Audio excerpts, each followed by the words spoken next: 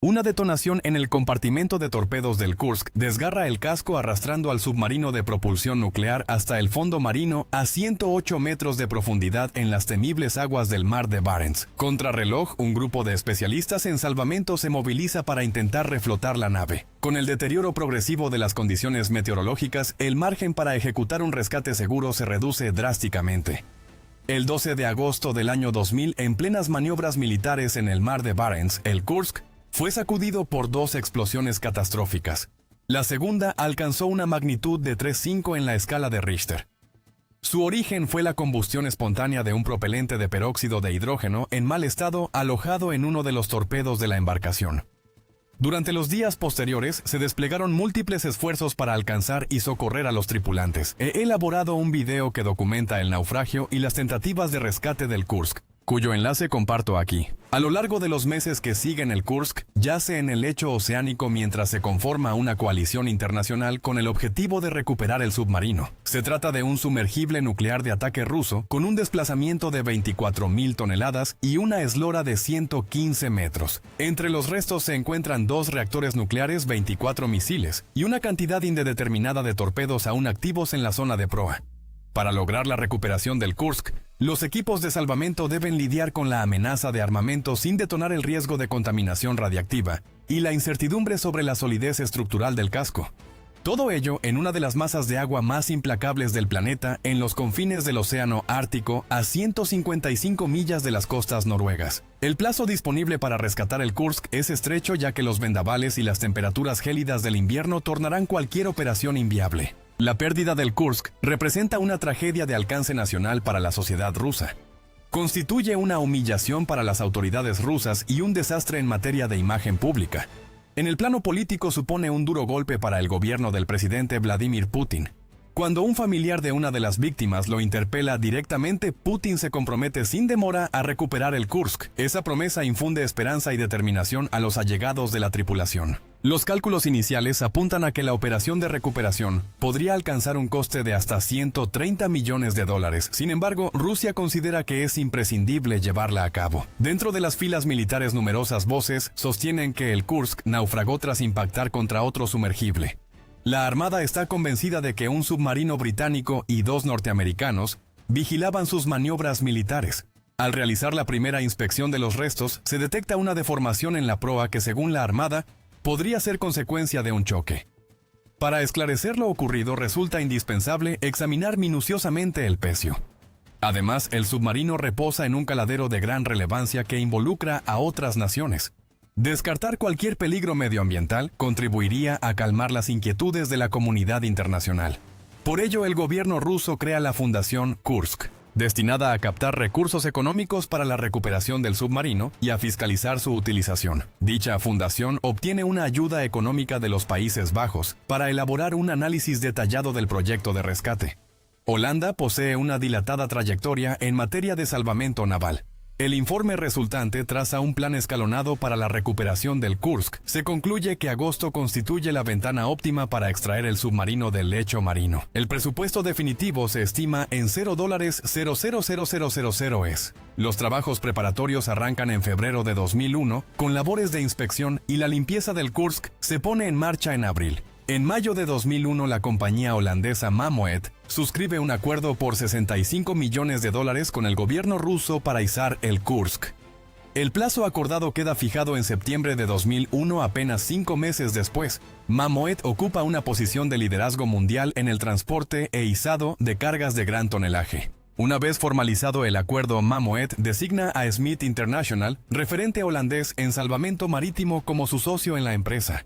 Esta alianza da lugar a la mayor operación de salvamento registrada en la historia naval hasta ese momento. La misión entraña graves peligros por la amenaza radiactiva de los reactores y el potencial estallido de numerosos torpedos sin detonar. Mientras diseñan el plan de salvamento, el equipo de rescate analiza la forma de elevar un objeto de semejante envergadura.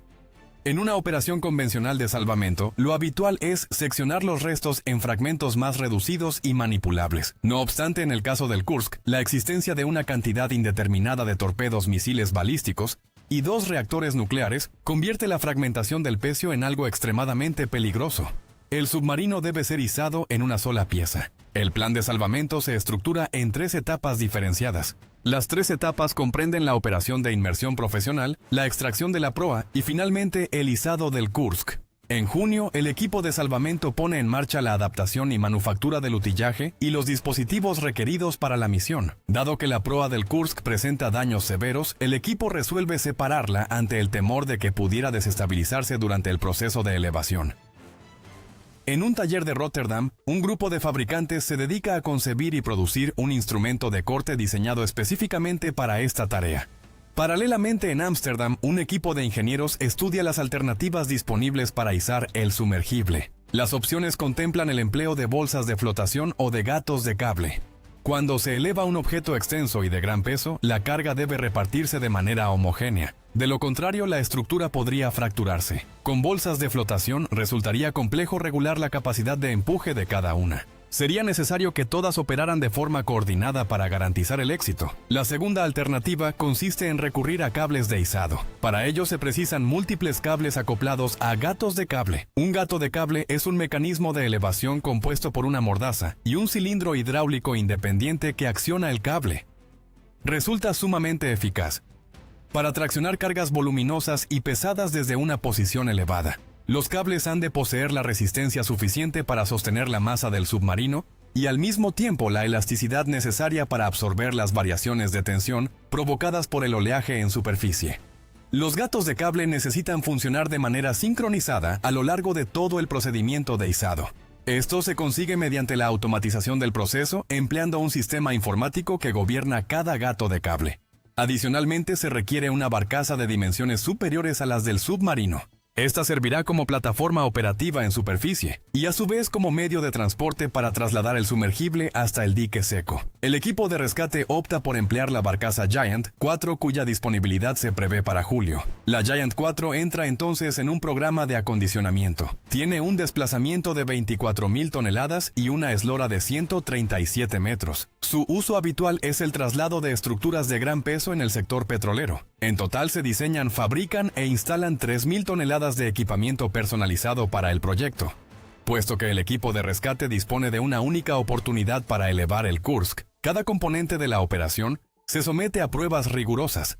Todos los elementos, desde el utensilio de corte hasta los gatos de cable y las mordazas que aprisionarán el casco del submarino, se verifican con extrema meticulosidad. No se deja margen alguno para la improvisación. El equipo llega incluso a desarrollar un software para automatizar el sistema de izado.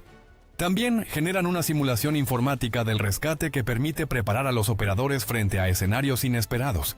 El 16 de julio, el buque de soporte para inmersiones Mayo da inicio a la primera etapa de la operación. Se trata de una embarcación de 82 metros de eslora que cuenta con un equipo rotativo de 12 buzos y 70 integrantes de apoyo. Dispone de un sistema de buceo de saturación que posibilita que los buceadores permanezcan el mayor tiempo posible sumergidos. A lo largo de 4 semanas, los buzos habitan en un reducido cilindro de acero con sus organismos presurizados al nivel correspondiente a la profundidad donde reposa el submarino en el fondo marino. El habitáculo presurizado está comunicado con una campana de inmersión, de modo que los buceadores pueden trasladarse desde sus alojamientos a bordo hasta la campana que desciende hacia el submarino, conservando en todo momento la misma presión equivalente a la profundidad del pecio. Los 12 buzos se organizan en turnos de 6 horas. En cada descenso, 3 buceadores bajan en la campana, 2 de ellos realizan labores continuas en el agua, mientras el tercero permanece en la campana supervisando la operación. Durante la inmersión, un cordón umbilical conecta a cada buzo con la campana. Este cordón constituye el sistema vital del buceador bajo la superficie. A través de él se le proporcionan la mezcla de gases respirables, las comunicaciones y el suministro de agua caliente. El agua caliente resulta indispensable para calentar el traje de inmersión, dado que la temperatura del mar ronda el punto de congelación. Para preservar la seguridad de los buzos, el Mayo debe mantenerse estacionado con precisión sobre el submarino. Esto se consigue gracias a un sistema de posicionamiento dinámico, un mecanismo gobernado por ordenador, que conserva de forma automática la posición y el rumbo de la nave mediante señales de posicionamiento global y balizas de referencia.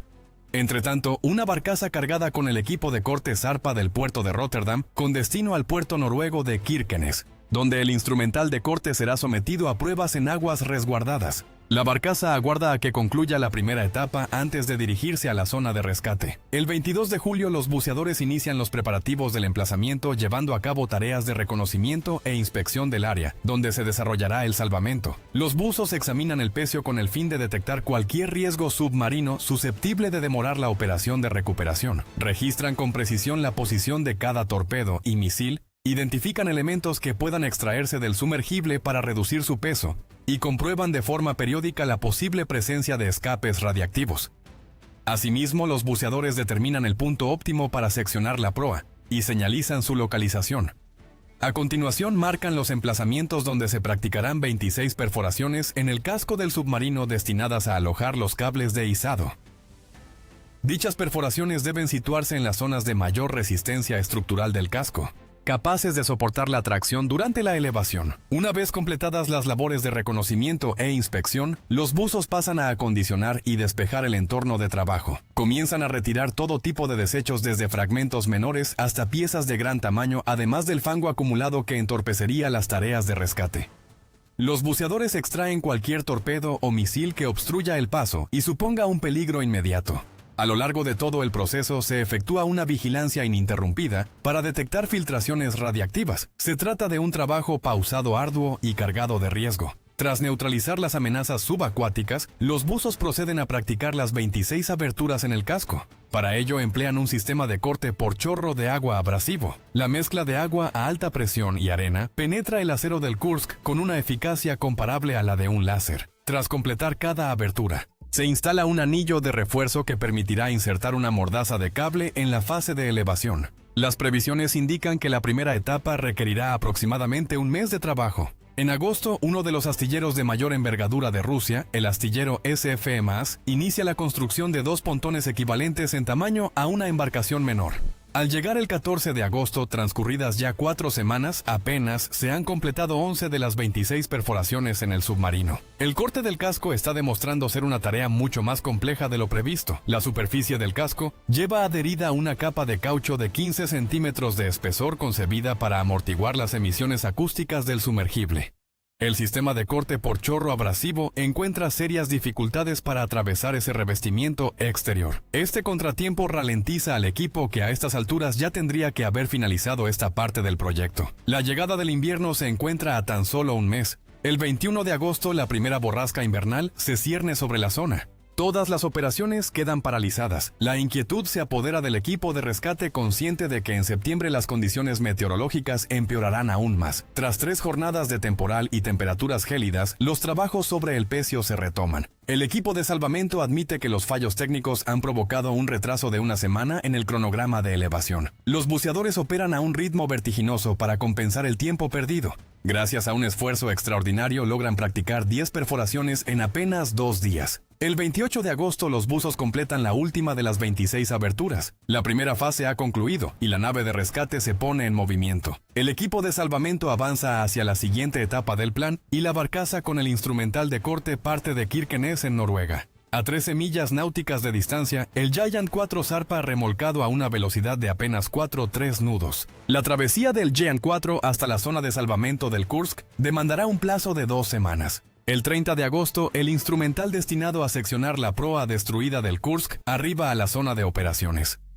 La barcaza se sitúa sobre el sumergible y desciende el equipo de corte hasta el lecho marino para que los buceadores procedan a su instalación. El dispositivo de corte consta de 2 anclas de succión con un mecanismo hidráulico de corte acoplado en su parte superior y un cable abrasivo de carburo de tungsteno de elevada resistencia. Se trata de una sierra de alambre de gran longitud, capaz de abarcar toda la sección transversal de la proa del submarino. En el fondo del mar los buzos posicionan las 2 anclas de succión a ambos flancos de la proa. Una vez asentadas, las 2 anclas de 40 toneladas se hunden firmemente en el sedimento marino. Estas anclas fijan el dispositivo de corte al lecho oceánico y garantizan que el mecanismo hidráulico permanezca estable en su posición. Seguidamente, la sierra de alambre se acopla a cada extremo del mecanismo hidráulico. Su colocación exige máxima precisión para evitar cualquier contacto explosivo con los misiles o torpedos alojados en la proa siniestrada. El sistema hidráulico regula la tensión de la sierra mediante la presurización y despresurización de los cilindros hidráulicos. Este movimiento impulsa la sierra que va seccionando la robusta proa de acero del sumergible. Se calcula que el proceso completo de separación de la proa demandará 10 días. El 4 de septiembre se inicia el corte de la proa del Kursk. En poco más de una hora se logra seccionar el 25% de la estructura. Sin embargo, transcurridas 2 horas, la sierra se detiene de forma abrupta al desprenderse el cable de sus puntos de anclaje. Los buceadores trabajan sin descanso de día y de noche para reinstalar la sierra de alambre. La reparación les lleva 2 días. Las labores se reanudan y avanzan con rapidez hasta completar el 80% del corte. Cuando resta por seccionar el 20% del casco, la sierra queda atrapada en el fondo marino y se fractura nuevamente, provocando una demora adicional de 3 jornadas. Entretanto, el Giant 4 culmina su travesía de 13 millas náuticas y atraca en el puerto noruego de Kirkenes. Dado que la proa aún no ha sido separada, recibe instrucciones de permanecer en espera sin proseguir hacia la zona de rescate. El 14 de septiembre se corta el último centímetro pendiente del casco del Kursk y la proa queda finalmente desprendida. El 26 de septiembre, el Giant 4 arriba y fondea en posición sobre el Kursk para dar comienzo a la fase final de la operación. El periodo estival ha quedado atrás y el equipo de salvamento se encuentra completamente supeditado a las condiciones meteorológicas. La estación invernal en el mar de Barents se instala a mediados de septiembre y se prolonga hasta marzo. Durante los meses de invierno, las probabilidades de llevar a cabo un rescate con éxito resultan prácticamente inexistentes debido a la crudeza del clima en estas aguas. El Giant 4 se maniobra hasta quedar alineado en paralelo sobre el submarino y se estabiliza mediante un sistema de anclaje de 8 puntos. La barcaza alberga 26 gatos de cable destinados a izar el sumergible. Cada gato de cable integra un cilindro hidráulico, un compensador neumático de oleaje, un tambor de cable y un juego de cables rematados en su extremo por una pieza de acero denominada mordaza. Cada cable posee una capacidad de carga de 900 toneladas. El compensador se encarga de mantener la tensión constante en los cables de elevación y de contrarrestar el efecto del oleaje que discurre bajo el casco. Su funcionamiento es análogo al de la suspensión de un vehículo. Incorpora un cilindro cargado con gas nitrógeno que amortigua la oscilación provocada por olas de hasta 2,5 metros de altura sin interferir en los mecanismos de izado. Dado que los 26 gatos de cable operan bajo control informático, el software coordina de manera sincronizada la acción de elevación de cada unidad. Justo cuando el equipo de rescate se dispone a desplegar los cables desde los gatos, la tormenta más violenta de la temporada se abate sobre las aguas del mar de Barents. Fondeado sobre la zona de rescate, el Giant 4 se expone al riesgo de recibir el temporal por el costado, lo que podría comprometer la integridad de la barcaza o incluso provocar su hundimiento. No obstante, abandonar la posición en busca de resguardo supondría una demora adicional en la operación de izado. Un aplazamiento semejante podría derivar en la cancelación definitiva de la misión. Tras sopesar las alternativas, el equipo de salvamento opta por resistir el embate de la tormenta. Se imparte la orden de trincar la barcaza y prepararse para afrontar el temporal. A lo largo de 2 jornadas, vientos intensos y oleaje de gran magnitud castigan al Giant 4. Después de una angustiosa espera, las condiciones meteorológicas remiten, el mar se apacigua y la operación de elevación prosigue. Será imprescindible contar con un mínimo de 4 días de aguas serenas para culminar con éxito la maniobra. Desde Murmansk, el director del proyecto, Franz van Seumeren, observa con inquietud unas previsiones poco alentadoras para las jornadas venideras.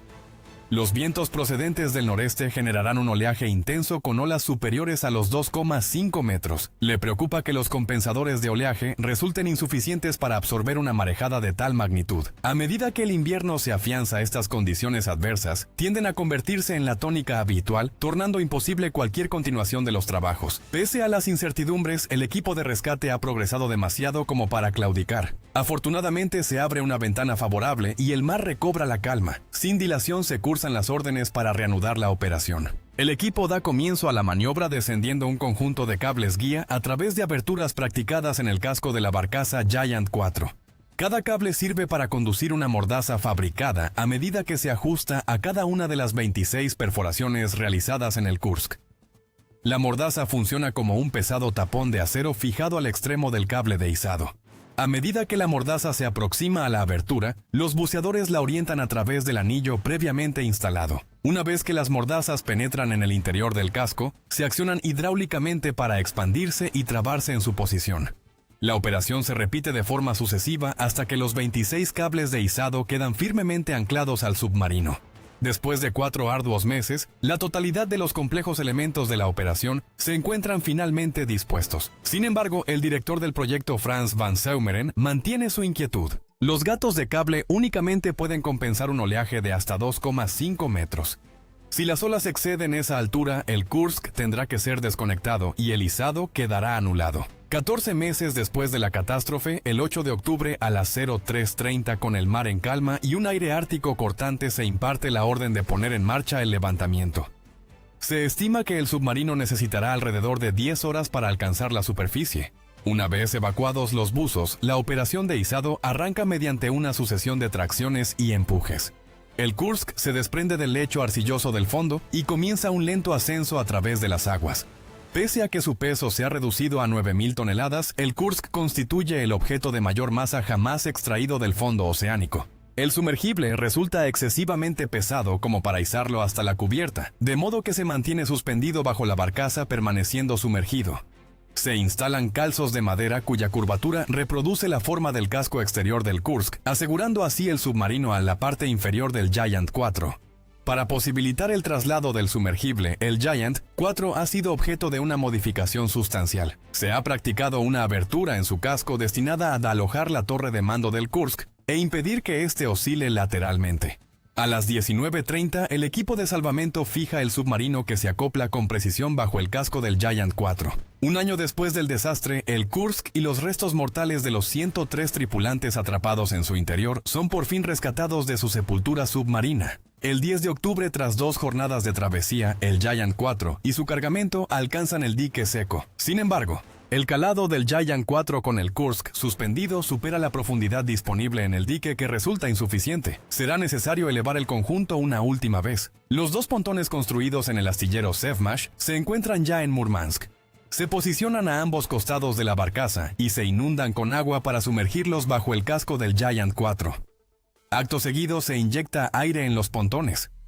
Al llenarse de aire, la flotabilidad generada eleva el casco 6 metros, lo que permite que la barcaza junto con el submarino accedan al dique seco de escasa profundidad. 11 jornadas más tarde, el 21 de octubre, la Armada rusa finalizó las maniobras de atraque e introdujo el Giant 4 en el dique seco.